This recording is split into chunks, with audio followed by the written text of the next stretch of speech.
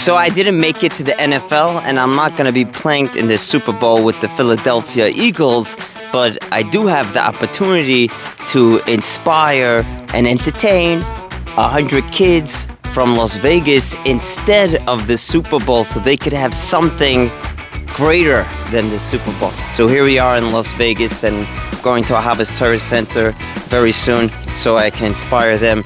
Beautiful city, Las Vegas, and it's interesting how they make the houses this way, because this is the materials that are available in a desert. Las Vegas is a desert. And this Amish guy is still waiting by the bus stop. She says, "Sir, did you get on the bus? Did you go to the mall?" He says, "Oh, it's almost my bus." So far, 176 buses passed by. 4 more buses, and then it's my bus. He finally gets to the mall, and then in the mall, he's watching. You see, his son Jacob he was struggling with weight for many years. He was trying different things to work with, and nothing was working. He comes to the big building, the mall, and he sees an elevator. He never seen this in his life. He sees a guy go in, metal doors closed behind him. He's a large guy, and the numbers are going 5, 4, 3, 2, 1. He comes back down, and the skinny guy walks out. He's like, "Oh my goodness, Jacob, come over here quickly." And this morning, I actually met one of the most inspirational people that I ever met. This guy was a quadriplegic for 5 years. He couldn't move. He could only communicate with his eyes. And he had enough willpower to break out of it. And I actually wanted to climb this mountain, but my foot was hurting. And I'm like, that guy's a quadriplegic. And he got himself out of being a quadriplegic just from that once. How can I not get up the mountain because my foot is hurting? And in life, we have so many bumps on the road that make us give up. It's like you put a 10-pound weight on your head in the morning and you're like, "I feel so sluggish today. I don't feel like doing anything." Well, take that weight off your head. If we shift our mindset that we could accomplish great things, it's like taking the weight off you, and it's giving you the ability to fly high. Let's check up the top of this mountain. What I've seen is every time you go up the mountain, there's like another mountain that's a little higher. Let's check this mountain out over here. Valley of Fire. Literally, there's like nobody here. Ooh, a nice cliff over here. Wow, look at this. Woo. One time. Hashem gave the Yidden the Torah in a desert, and I understand why. After being over here in the Valley of Fire in Nevada, it's not Har Sinai, but it is a desert over here with mountains, and it's so quiet. There's no distractions over here. And that's where Hashem gave the Yidden the Torah, and they were there for 40 years in the desert, so they could just solely focus on the Torah. And when you only have that as a focus without any distractions, you could see how sweet and enjoyable Torah is. You know, imagine if I gave you your favorite food, like a steak sandwich with all the seasonings on it, but I gave it to you with a lot of your favorite foods, a lot of pastries, a lot of different types of fish, chicken, desserts, along with that steak. Yes, you'll enjoy it, but not as much if I only gave you this steak with nothing else on a beautiful plate, because then you could fully focus on that steak. So Hashem gave us the Torah in the desert so we could be focused only on the Torah. Here we are in Los Angeles, California, by the Pacific Palisades, and it's very sad to see what's going on over here with all the destruction, everything that got burnt down. And I was thinking that only Hashem could make that fire, and only Hashem could put it out. When it was raining, they were able to deal with the fire because the fire went out. Only Hashem could control it. And by the way, just to get here, to see the fires, they have the whole army blocking the roads and the police department. And I really wanted to go, but everyone said you can't get in there, they're blocking it off. But we wanted to go to record a video, so we just went. They asked us, "What are you doing?" We said we're recording videos for kids, and they just let us in, so here we are. Sad to see this.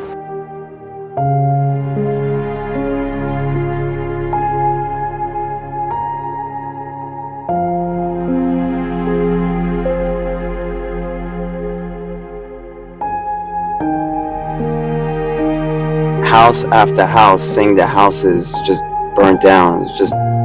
It is very sad to see us up front. Look, what was probably once a beautiful mansion is now just ground zero. Let's go to Chabad because I think there's a special story. Here we are by Chabad of Pacific Palisades, which barely got touched in the parking lot. There are some cars that got burnt. Even the menorah got burnt. But Chabad as a whole, it stayed pretty good. And someone told me the reason is because they are a little separated. They have like a separation around them, and that created a space, I guess, to protect them from the fire. But Baruch Hashem, they got saved from the fire. By Chabad over here, this is untouched. Amazing. Chabad helps out all the Jews. Hashem helps them. This is untouched, right in the middle of the fires.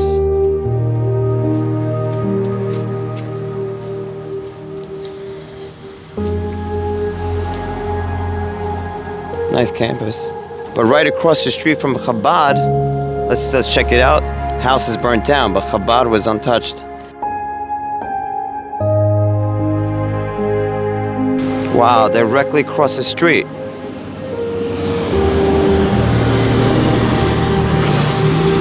How you doing? How you doing?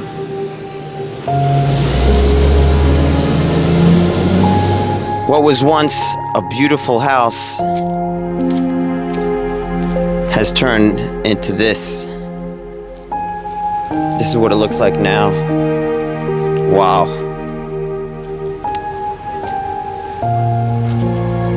Whoa. What type of car you think this used to be? Wow.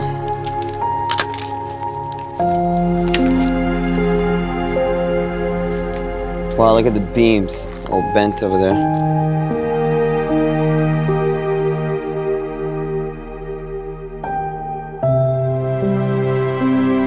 One day the house is here and the next is gone. It's amazing how you could have literally one house that's burnt down to the ground over here. Every single thing got burnt, besides the chimney. And then right across the street, you have houses, just two houses on this corner. This house over here is completely burnt down, but this house is standing on the corner. These two houses. This whole house, look, this whole block is burnt down. Just interesting how Hashem chooses, you know, everything is exact.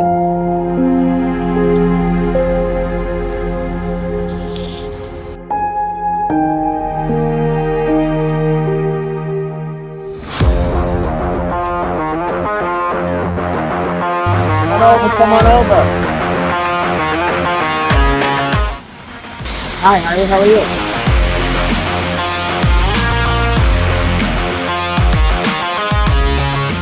Here we have a self-driving taxi.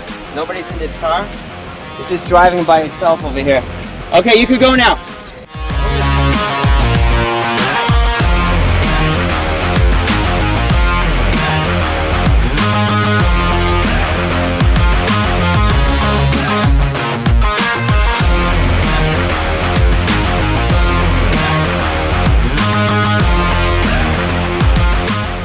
Aurelio in Los Angeles. Look at this beautiful campus over here. Look at the outdoor hallways.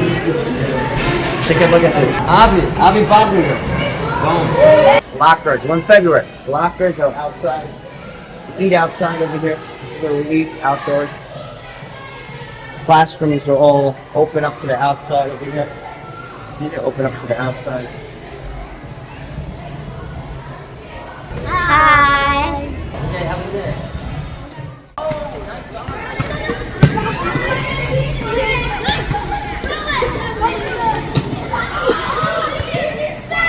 Right now we're about to speak to Aurelio, all the girls in Aurelio in Los Angeles. Let's go. Let's try to inspire them. Anybody smell that? Smells like a gas piper. With Navi, Chumash and Navi together, and Susan, his father says, this is going to make you so happy. It's from my great-great-grandfather. There's so much wisdom.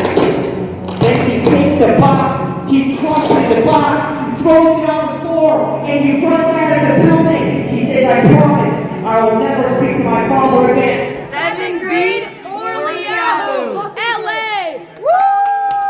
comes in, head counselor says, okay, first question. What's the exact position of the sun? Zebby said it's not an exact position. Every day it changes spots, it changes locations. But they forgot about the B batteries. What happened to those batteries? And, 7-Eleven, I passed by, it says, we're open 365 days a year, 24 hours a day, we're always open. Really? So then, why did they put the locks on the front door? And banks, banks are a very secure place, but banks, you could go in anytime during the day, the doors are open. And you can see the vault. That's where people keep their most treasured items. It's open. Hi, here we are by a very interesting place. There's something called the Zucker Academy, and they have a lot of schools around America. They find non-frum kids, a lot of Israelis non-frum kids, and they teach them Torah. So here we are in Las Vegas by Zucker Academy. Let's go inside, let's see what's going on by Zucker Academy. Maybe we can inspire the boys and girls over there also. It's Yeshiva Zucker Jewish Academy. They use all interesting, creative ways to get kids to learn. And look at this. Listen to what our students have Hakar Satay for. I'm thankful for Hashem and a good doctor and a good shelter to live in. Boom. Wow. Real life messages from kids. Let's hear this. I'm thankful for my parents. Wow. How often do these get changed? Every week. Every week. This is awesome. So the kids probably love it. I'm thankful for the Beit HaMikdash. Nice. I'm thankful for my food.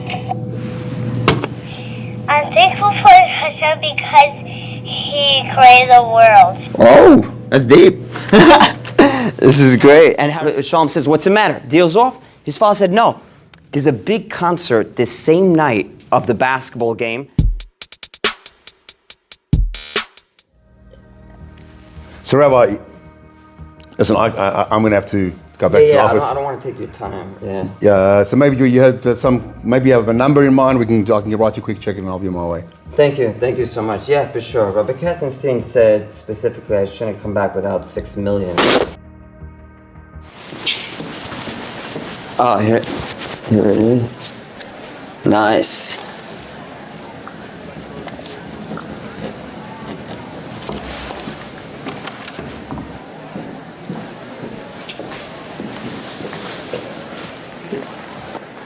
Do you know where he is? Any idea? What time is it? 6:15. It's 6:30. Oh boy. Oh, that's interesting.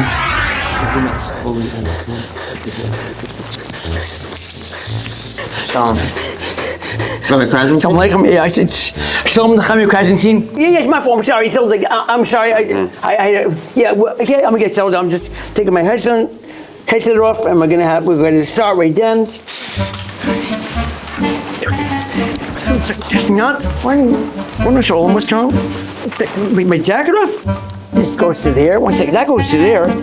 Must be this over here. Oh, so wait a minute.